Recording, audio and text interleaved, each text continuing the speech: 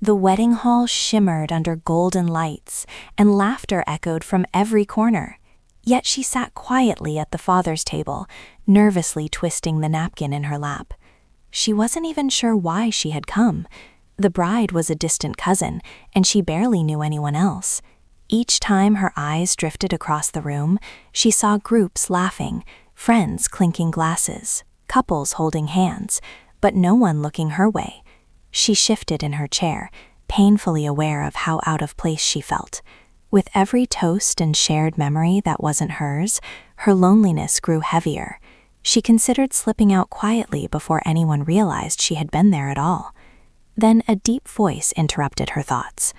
"Act like you're with me," a man whispered as he leaned slightly toward her table. Startled, she looked up and met his eyes. He was tall, sharply dressed in a dark suit, his expression calm and self-assured. Before she could respond, he offered a warm smile and sat beside her. "You don't mind, do you?" he asked gently, though his tone suggested he already knew she wouldn't. She hesitated, then shook her head, unable to find her voice. For the first time that evening, she didn't feel invisible. As the music swelled and the dance floor filled, people began noticing them together. He casually rested his arm along the back of her chair, leaning in as if they had known each other for years. Whispers moved through the crowd, but she felt unexpectedly safe, as though his quiet confidence shielded her from every curious glance. They began talking softly about the bride and groom, about how overwhelming weddings could be. His voice was steady and kind, never intrusive, yet inviting her to open up. Soon she found herself laughing, truly laughing, for the first time in months. The loneliness that had clung to her like a heavy coat started to fall away. At one point, he reached across the table and lightly touched her hand. "They're watching," he murmured with a playful smirk. Her heart skipped, not because of the gesture, but because she realized she didn't mind pretending. Not with him. In fact, for the first time all night, it didn't feel like pretending at all.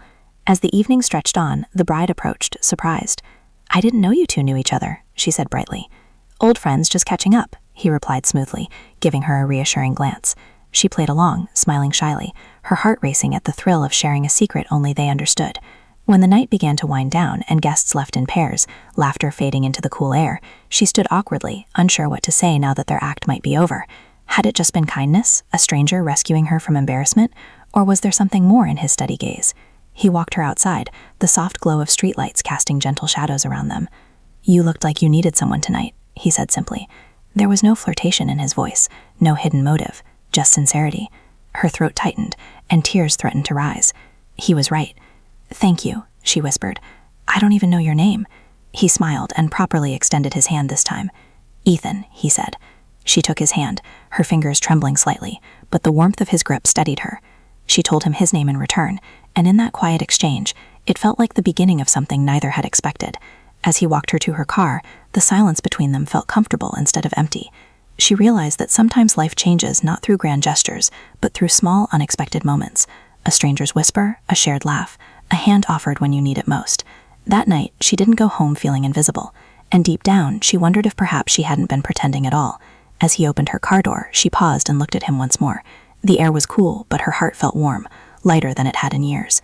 "Maybe we'll meet again," she said softly, afraid to hope too much. He gave her that same steady smile that had first calmed her, and nodded. As she drove away, she replayed the night in her mind, the whisper, the laughter, the comfort of not being alone. Whether he was meant to remain in her life or not, she knew one thing with certainty. A stranger's kindness had changed her evening, and perhaps even her heart forever.